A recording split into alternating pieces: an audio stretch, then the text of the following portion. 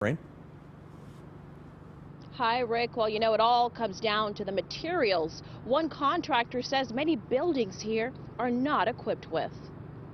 The recent earthquakes in Southern California and the rippling aftershocks have raised anxiety about Los Angeles' infrastructure and whether it could withstand an epic disaster. What are we going to do when the big one hits? Something LA's mayor highlighted during this Clinton Global Initiative meeting today with the former president.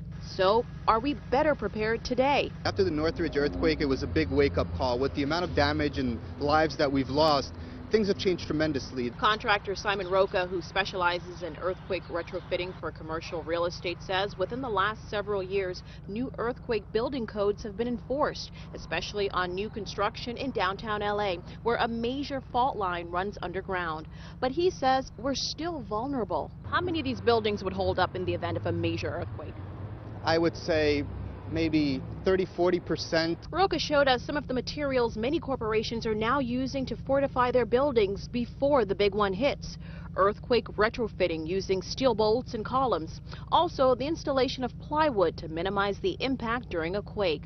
But this contractor fears with many of the high-rise buildings, not just in downtown LA, but across the city constructed before 1970, they'd be no match for a high-magnitude earthquake. Most of these buildings were built in the turn of the century. They're all brick and mortar construction. They have no binding elements. So in case of a good jolt or a good earthquake in that case, it could be a disaster.